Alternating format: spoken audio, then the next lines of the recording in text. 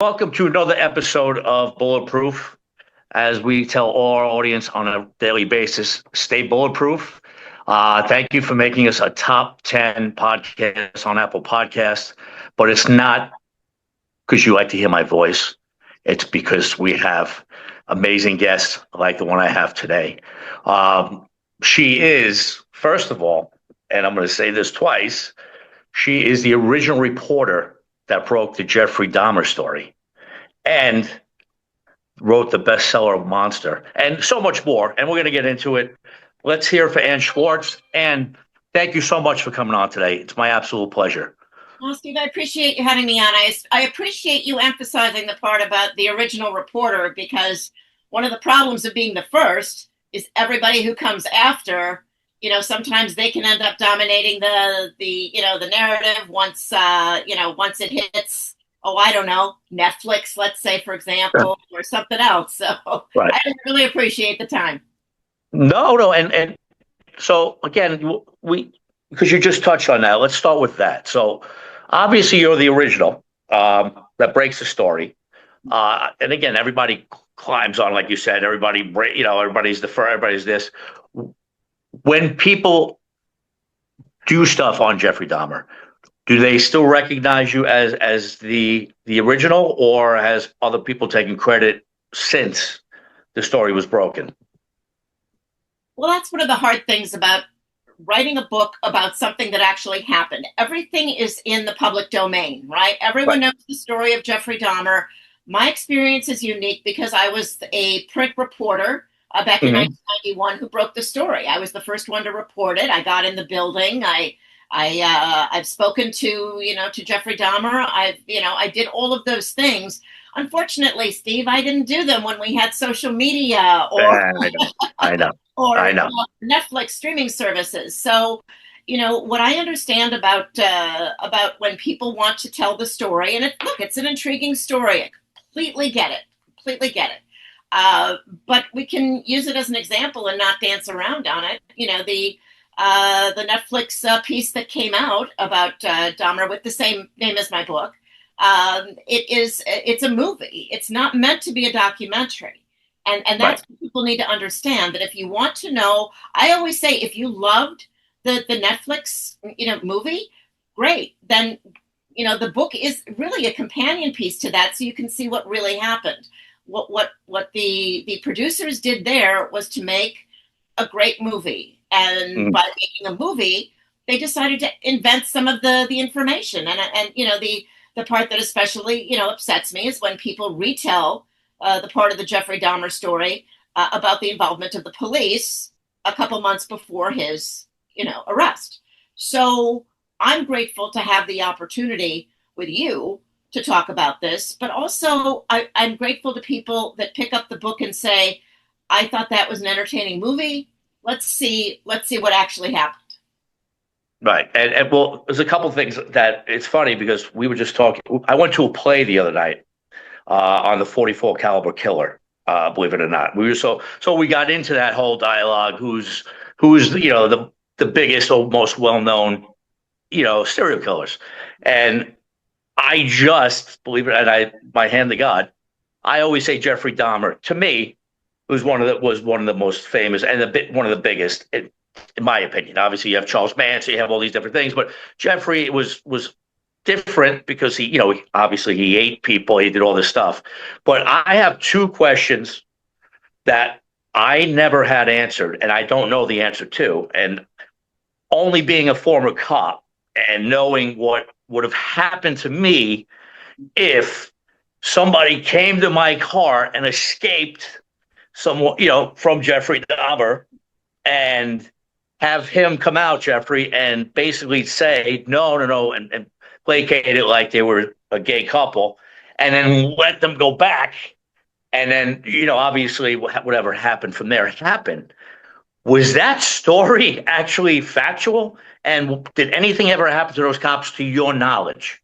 Oh, absolutely. And I'm still in touch with both of those cops, as a matter of fact. So what the actual chain of events is what's important in that part of the story.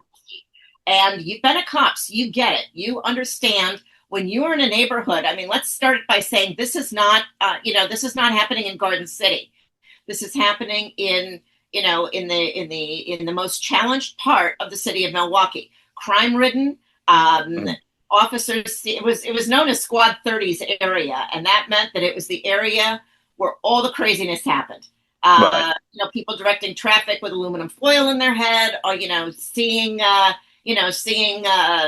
apparitions. Elvis is in my basement, all that kind of stuff. So what happens that evening is Jeffrey Dahmer brings Conrad Synthosyphone back to his apartment, and with the promise of giving him money for sex.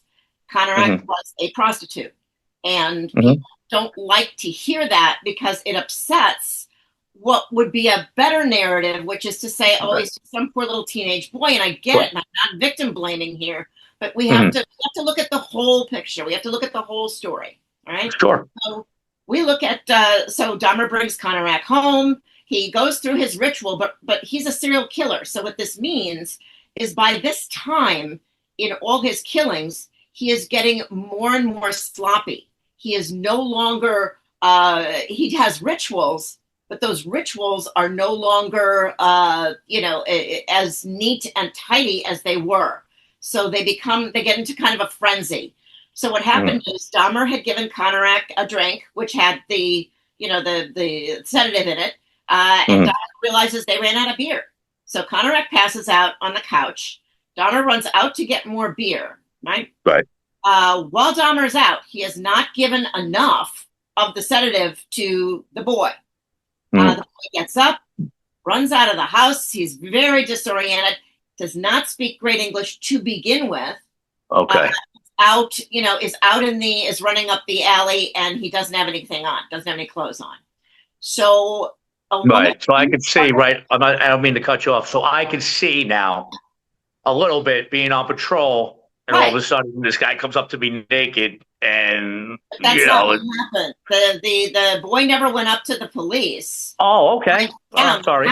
Is the lady across the alley, and again, this is what's different than the other narratives. The one across the alley is looking out the window, and she sees Conrad running up the alley. She calls the police. She says, "Hey, there's a naked young man running up the alley," and okay, here we come. And so the squad shows up with the two officers, right?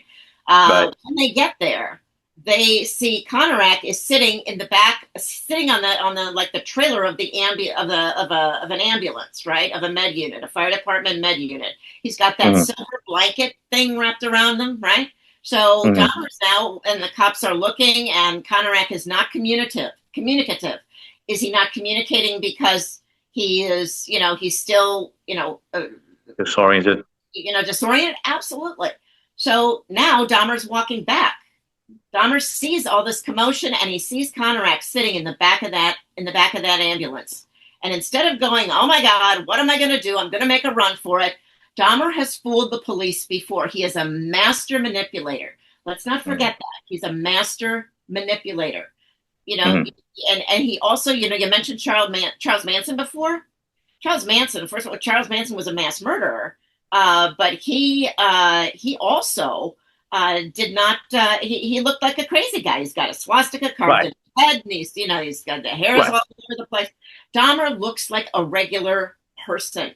There's nothing remarkable about him. And he talks to the officers, what's going on? And the officers tell him that someone called, and he said, "Oh my gosh," he says, "this is my boyfriend Jim. We had a little too much to drink, and he must have ran out of the apartment. He gets like this when he gets drunk." Dahmer's very calm, Steve. He's not like nutty, right? I mean, I use those words, and I'm hoping that people listening don't say, "Well, isn't she insensitive?" But he's not like crazy guy. So the officers talk to him. They talk to Dahmer.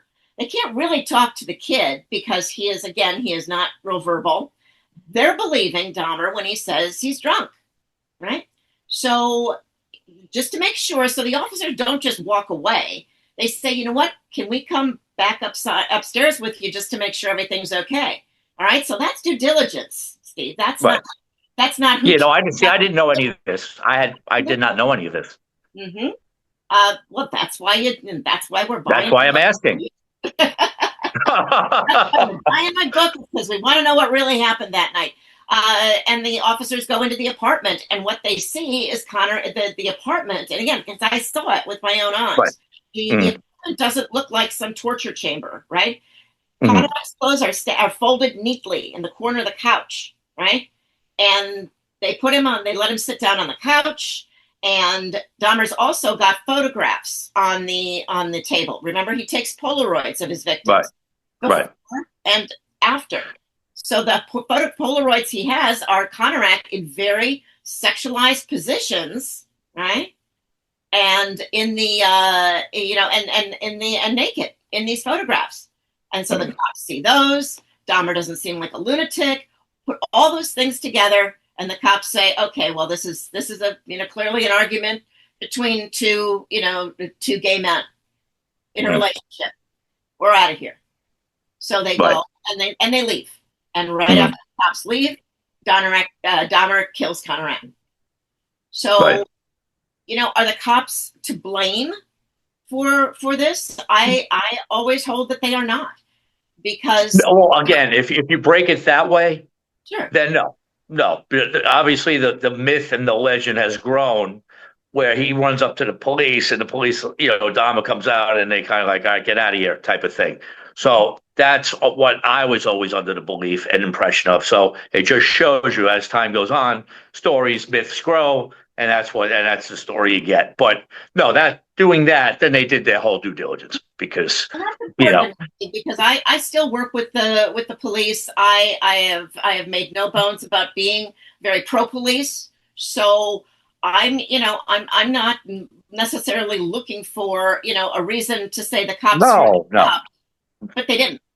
No, And and listen, nobody's more pro cop than obviously than I am. So it's not. I was just curious because being in NYPD even in the '90s, oh, if that had happened, you know what I mean? If because just to protect their ass, the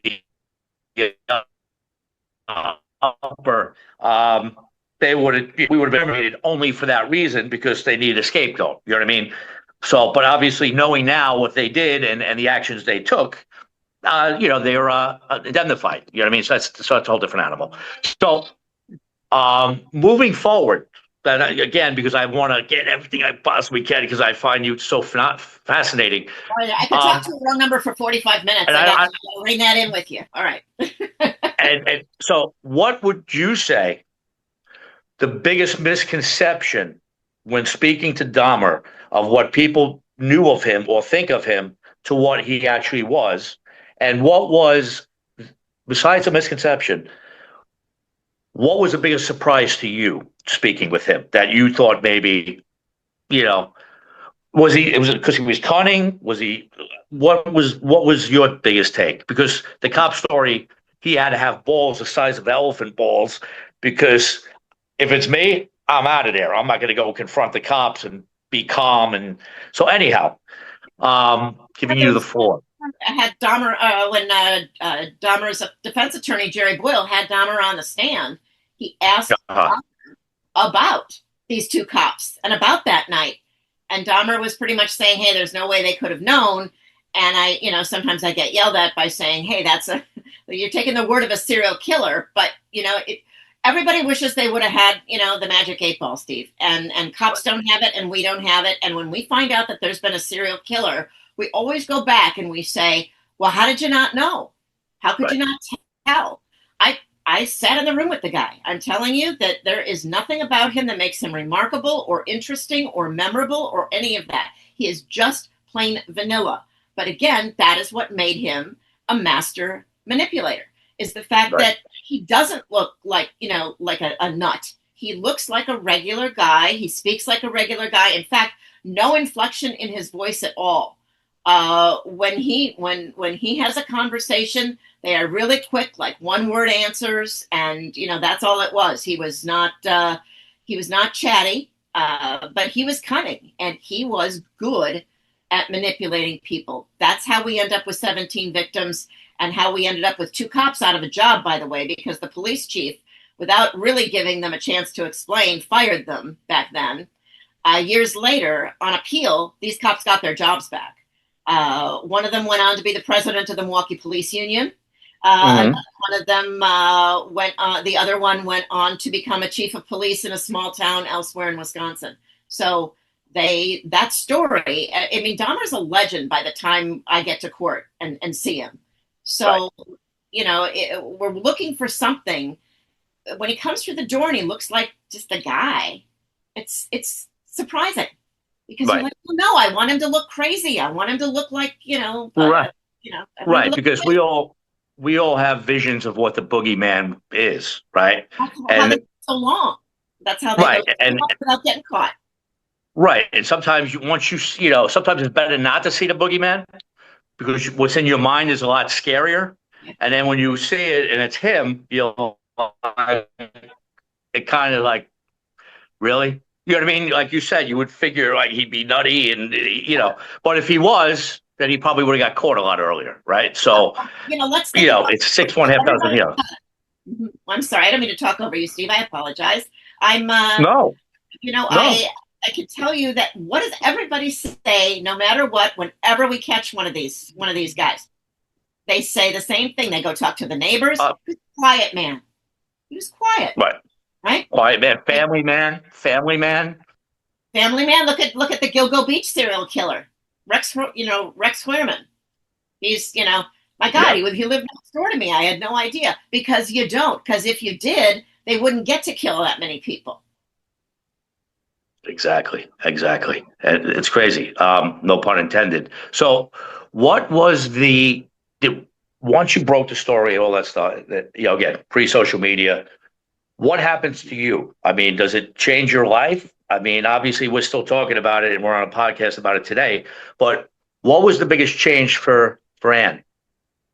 Steve, it's 34 years since this case happened and you and I are still talking about it like it was last week. I mean, people are fascinated with the story. There's a reason that true crime is the #1 genre on TV. It really is. It is there's a reason. People want to see behind the curtain. People want to know what happened. I think there's also a part of people that want to say, okay, I want to know everything about this case so I spot the next one when it comes by. Right. It's probably the reason I never dated on the internet is because good God. But it is, I mean, that is the deal with serial killers is they look like everybody. And I really had a journalist's view of the case because it's happened in the city where I grew up. It's the place where nothing ever happens. It was a Midwestern and very industrial kind of manufacturing town. And all of a sudden, we have this. All of a sudden, court TV is showing up and, camping out in the front yard. It's very, very strange. But I felt it was a duty to tell people what exactly happened and what was going on. So for me, it's always been about telling the story. I am sure one day I'm going to be, in the grocery store and I'm looking for like a good melon and I'm going to completely lose my mind and that'll be it. But so far in 34 years, that hasn't happened. People still come up to me though, in the grocery store, for example, and try to ask me questions about the case because they still want to know. People ask me things like, well, can you tell me what parts, of him, what parts of people did he eat? And I'm standing there and it's just like, well, I can't tell you in the produce aisle at Kroger, lady, not right now. But people still want to know. Well, I think that as well, that he was eating people as opposed to like the 44 caliber killer, Berkowitz and all that stuff. He just, again, he had an MO. He would shoot brunettes, and then obviously it's funny because I just met the gentleman and the name escapes me. The one blonde he killed, right? Mm-hmm. What happened was the truth, because I met the guy, was they were making out in the park, right? It's almost like a horror film. Don't go in the basement, right? They were making out in the park. They saw him making like weird fucking gestures, excuse my language, but you could curse. And they go in the car, and instead of just leaving, they start making out again. And you're like, no, go. You know what I mean? So she gets her brains obviously blown out. he gets shot, but he survives. But it's just it's crazy because all he had to do was leave and everything. You know what I mean? It's just like 1 second. Did you really have to start making out again? But again, with that being said, switching to our gentleman was speaking of Dahmer. That I think the whole eating and the whole thing made it even more like took it to another level. You know what I mean? Yeah, And I think that's what separates him. Overblown. Dahmer What was that? Dahmer felt that the cannibalism claim was overblown. He was he chose men that he was attracted to. He chose victims who were real built. He chose victims that were that had darker complexions. That's what he was attracted to. He didn't hate black people. Maybe I was a good topic. Maybe I would have been a good victim. I don't know because you're a little light skinned there, Steve. Oh, I'm still light skinned. Oh, okay, because they say I'm Sicilian and I'm dark. But okay. But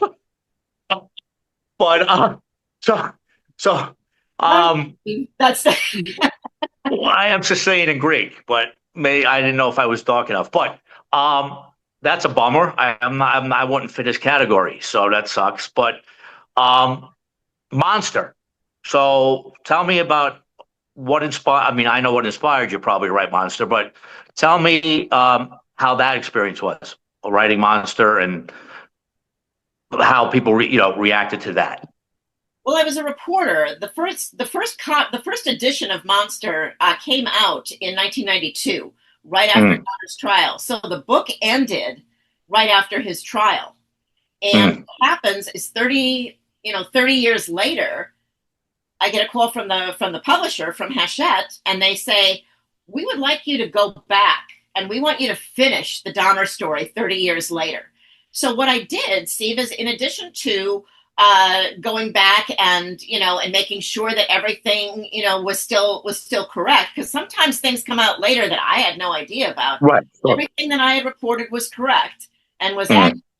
And so what I did is I did what happened after he went to prison. I talked about his murder in prison. I talked about. Yes. Well, wait. Let's hold that 1 second, because that was going to be my last question. While you were telling me about the book, how did you feel about that, the murder, and were you surprised? Were you surprised it didn't happen earlier, or what was your reaction to the murder?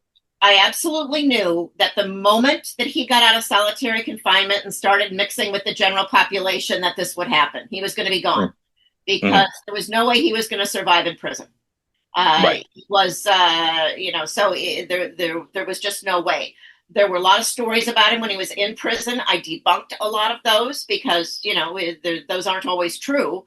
But I also went back, Steve, and I looked at, there's a final chapter in the book, in Monster, that talks to the where are they now? So I went back and I talked to detectives and the cops, and I talked to a lot of people who were the medical examiner, someone who was a reporter with me who now runs a television station. And we kind of laugh about the fact that when she was looking at all the tape from the day of court, they had to figure out, like, what were they going to black out? What were they going to, mute out? I mean, nowadays, goodness, right? We got Dexter, we got everything else. But back then, you got to worry that people are eating the cornflakes and watching, the Dahmer trial. Right. Yeah, that's crazy. So again, they come back to you 30 years, and then to follow up with the book. What was that? Again, going back, revisiting all that stuff. What was that like for you? It's still as I say, it's still very much a story. And there's the bigger part of me gets frustrated with the mistelling of the story than I do. I mean, there are a lot of things that have happened, obviously, in 30 years. I've talked about this case all over the world. And it is, people are still fascinated with it, which I guess is surprising to me. Because I loved that story. It was amazing. It was the biggest story of my career. It meant that when people heard the name Annie Schwartz, they would say, "Wait a minute, don't I know you from someplace?" And more often than not, it's probably not because I was a newscaster on TV or a print reporter. I ended up later on. I became the spokesperson for the Milwaukee Police Department in a twist and including me. So people want to, I think people want to know if you are forever destroyed by this case. Are you forever emotionally overwrought by what you know? And again, I think that's what happens when journalists write about the cases they covered. Very dear friend of mine is Robert Rand. He wrote a book about the Menendez brothers. He wrote it back after the case happened, and then he just reissued it when my book came out and said, hey, I think people want to know where are they now and what's going on now. We cover them like stories, though. Now, in his case, he became kind of an advocate for the brothers. He's become, friends with them. I never became, Jeffrey Dahmer's buddy, and that wasn't going to happen. He looked very, very poorly upon anyone who was writing about the story. Right. Oh, wow. So that's great. So again, did he know? Did you ever see him after Monster was written originally, or no? Oh, after did you guys ever? No. Oh, yes, I saw him in prison. I saw him in prison. I've also had a phone call with him when he called to say he was very upset when the book first came out back in '92. Mm-hmm. And it was just interesting. This man that did the most horrible things you can imagine was very defensive and very protective about his father and his mother. I bet I heard, yes. So he said to me, and it was the least interesting conversation with the most famous person I've ever known. He said, nobody's responsible for what I did except me.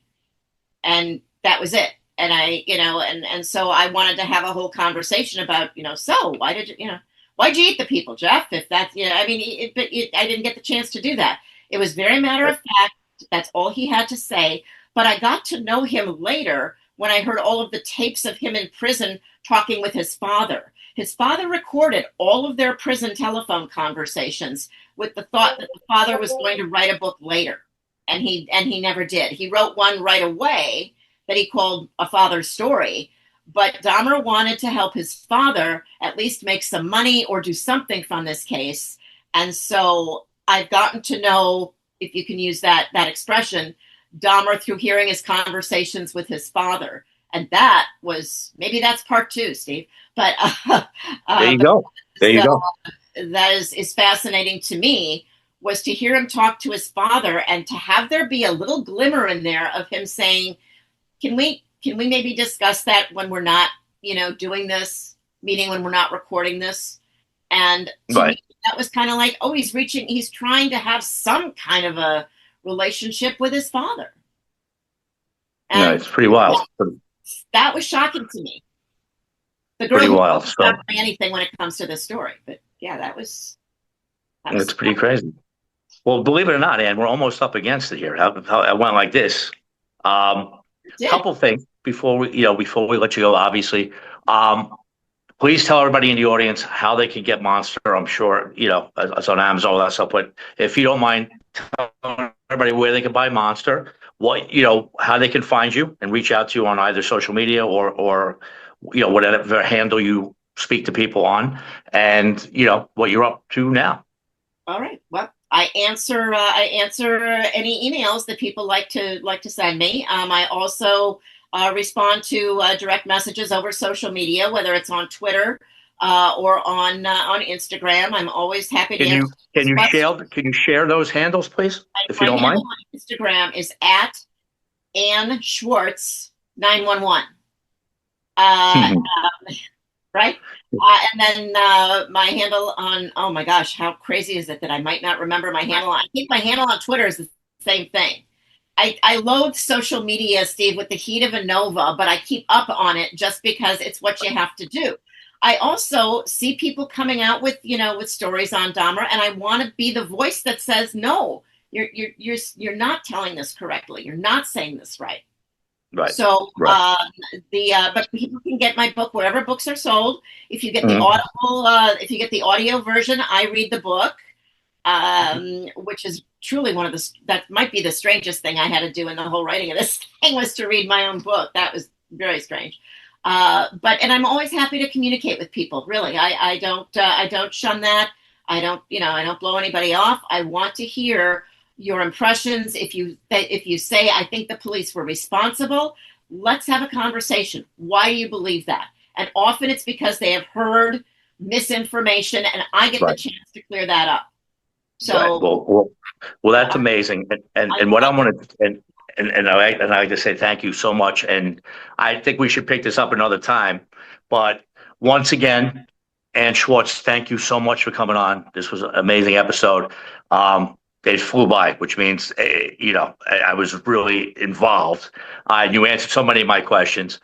But again, let's do this definitely again. I'm going to reach out to you on Instagram so we can set something up accordingly. Ladies and gentlemen, thank you so much for listening to another episode of Bulletproof. We'd like to thank our sponsors at Believe. And if we're top 5 on Apple Podcasts and Spotify, we could go up 4 more spots. So not because of me, because of guests like Ann. If you dream out loud, and stay bulletproof. We'll talk to you soon. Check this episode out next week.